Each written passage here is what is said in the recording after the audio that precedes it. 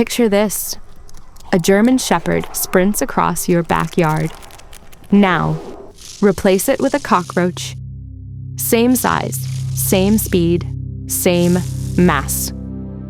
That sounds like pure sci-fi horror, but here's the glitch. Nothing in genetics explicitly forbids insects from getting that big.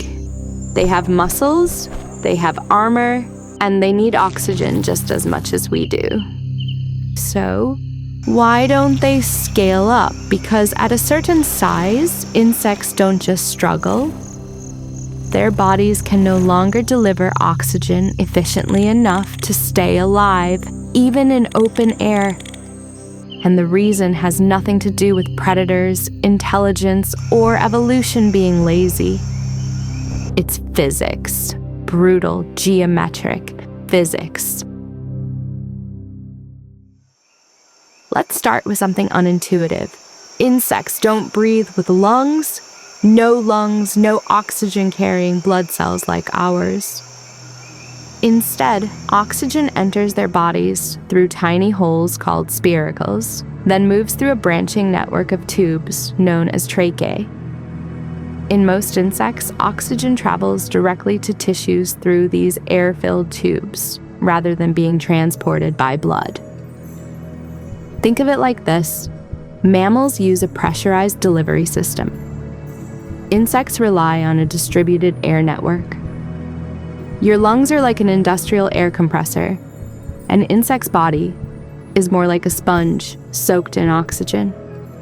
That system works brilliantly at small sizes, but it has a hard scaling limit. Here's the key rule. Diffusion time increases with distance squared. Double the distance oxygen has to travel. And diffusion doesn't get twice as slow, it gets 4 times slower. In real insects, some oxygen movement is assisted by active ventilation, rhythmic body movements that help push air, but the underlying geometry still applies.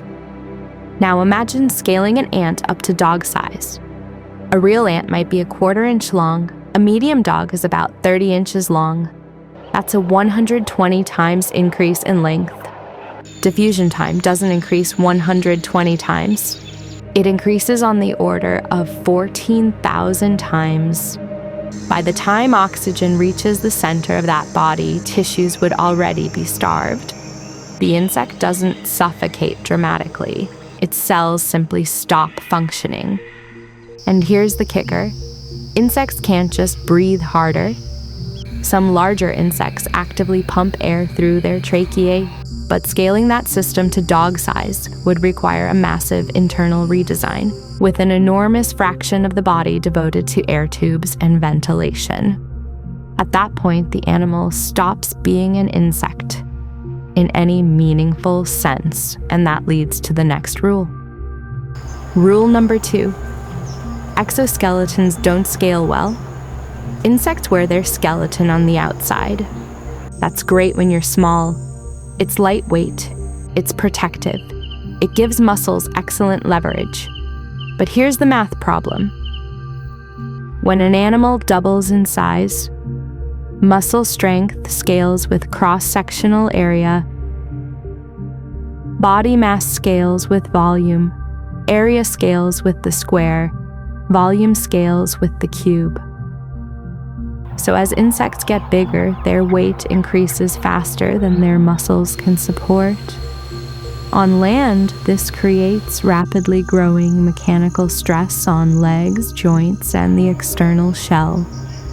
To function at much larger sizes, an insect would need radically thicker structural supports and altered limb geometry, making molting, movement, and basic mobility increasingly unworkable. The creature isn't a monster, it's a structural failure.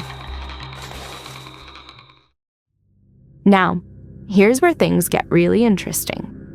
Because insects actually did get much larger once. About 300 million years ago, during the Carboniferous period, Earth ran a strange experiment. Atmospheric oxygen today is about 21%.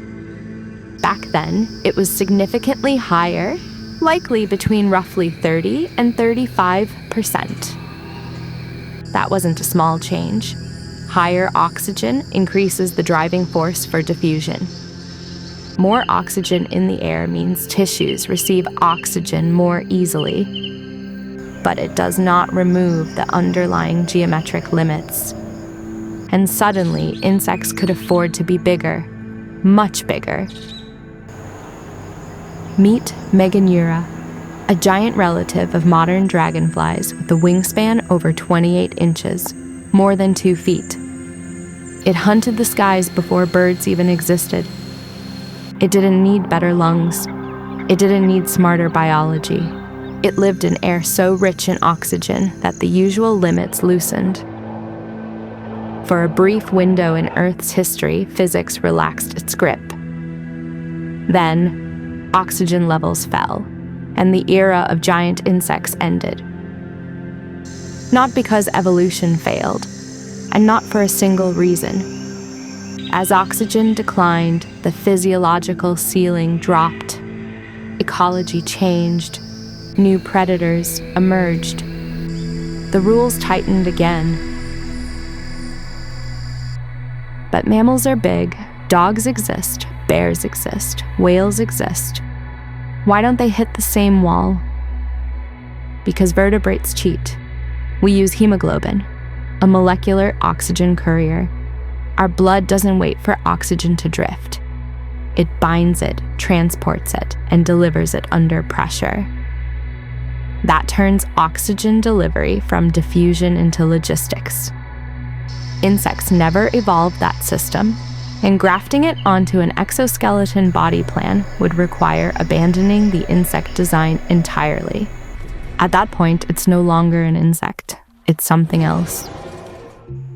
So, here's the final truth.